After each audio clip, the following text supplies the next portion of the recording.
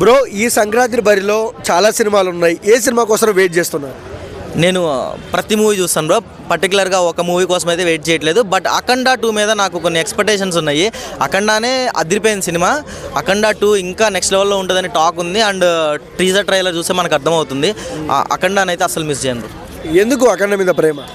అంటే ప్రేమ కాదు bro, already proved part 1.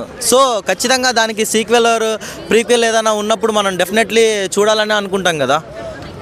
అంటే ఇక్కడ మనకు సమస్య ఏమొచ్చింది పడిందంటే పోస్ట్ పోన్ అయింది అఖండ. కొంతమంది December 25th క్రిస్మస్ అంటున్నారు, కొంతమంది సంక్రాంతి రావాలి చిరంజీవితో పోటీగా అంటున్నారు. మీరేమంటారు?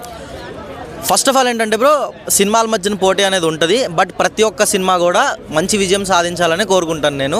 ఇది నా పర్సనల్ ఒపీనియన్. బట్ ఏది విన్ అయింది ఏది లేదనేది రిలీజ్ అయిన తర్వాత మీ అందరితో పాటు నేను కూడా చూడాల్సిందే.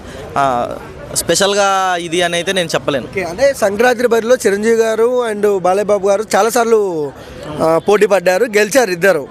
సో ఏంటి పరిస్థితి ఈసారి పోటీ పడితే ఎలా ఉంది?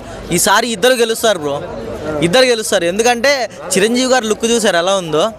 ఆ ఓల్డ్ ఏజ్ వింటేజ్ చిరంజీవి గారు లుక్ తీసుకొచ్చారు అనిల్ రావుపూడి గారు. సో ఖచ్చితంగా చిరంజీవి ఫ్యాన్స్ అయితే పండగ చేసుకుంటారు. అండ్ అఖండ తాండవంలో ఉండే యాక్షన్ సీక్వెన్స్కి అయితే ప్రతి ఒక్కరికి గూస్ బంప్స్ వస్తాయని అర్థమైపోతుంది. అఖండ ఇంటర్వెల్కి గూస్ బంప్స్. ఇంకా అఖండ 2ని ఇంకెంత బాగా డిజైన్ చేసి ఉంటారో చెప్పలేము.